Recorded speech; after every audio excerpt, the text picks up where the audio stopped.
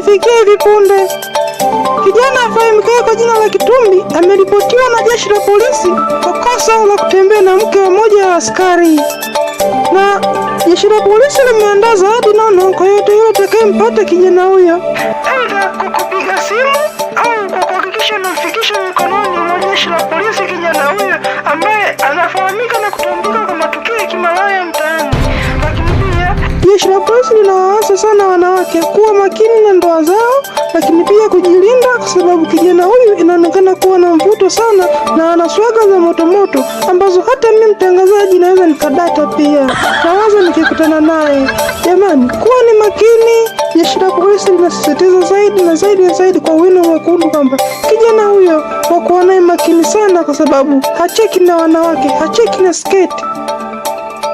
Kijana huyo ambaye hupenda kujiita Sharobaro wa Njombe hajali cha wazee, zeruzeru, vilema wala watu ambao sijui tusemaje, lakini ni mtu ambaye hajali mwanamke yeyote, ili mradi una jinsia yake basi hakuache salama. Tafadhalini jamani, kuweni makini, jeshi la polisi linasisitiza. Hapa sasa ndio hela sasa. Hii ni pesa. Aisha, na sasa kwa namna hii hapa sasa ni kwenda kwa mganga, maana jiji zima hizo litaanza kunitafuta mimi kwa sababu nimeshakuwa mchongo. Mimi ni pesa kwa sasa, milioni 20, just imagine na sako. Kwa hiyo hapa niende kwa mganga ili wasiweze kunishika. Niwe na yeyuka yeyu, maana watanimaliza. Ila yule askari Kishi, sio anaitwa Krish, yuko shiliazi, kaenda hadi kujitangaza kwenye media kwa nimemkula mke wake. Anajizalilisha na yeye. Basi ngoja mimi niende kwa mganga heshima, lakini nimevurunda kweli. Mara kwa tajiri White, sio anaitwa Giringo. Haya sasa kwa askari ndo kwa moto. Wewe askari mwenyewe ashaniumiza, amenigojola jicho, lakini bado tu anataka kunipelekea moto, anataka kunikamata. Mimi nitaishije mimi maisha magumu haya. Natashaka mimi nifanyeje? Ila nimeshakuwa star, natangaza kwenye TV. Cheche kule, cheche kumi salanga, kumi salanga, papa shianga, adendeku, ay, wateja huku, ay, wateja mbona wafiki? Si haya, mganga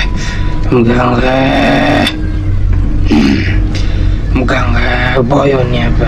I say leo lazima nipate bonge la mteja. Haiwezekani hiki zima pakavu. Uganga wangu unachacha sasa. Si mizimu inataka kufanya kazi.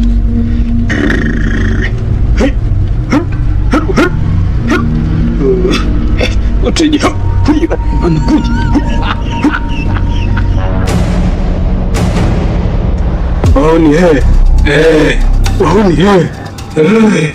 Waoni, tupo hapa kwa ajili ya kazi.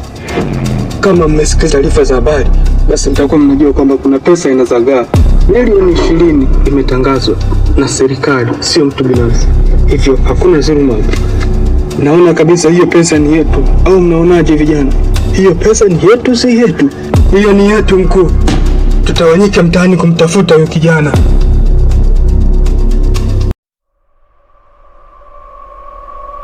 Chimelemele, achimelemele, achimelemele machipato, achimelemele, chimelemele, achimelemele machipato.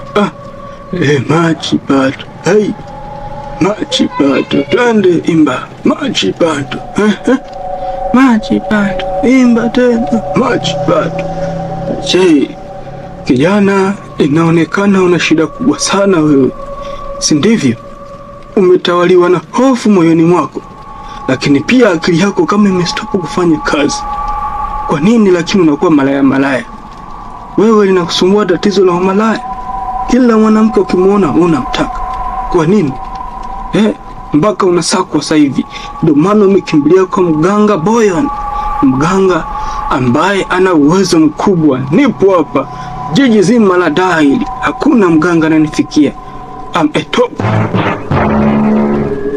Umejiwaje kwamba mimi nina hilo tatizo mganga?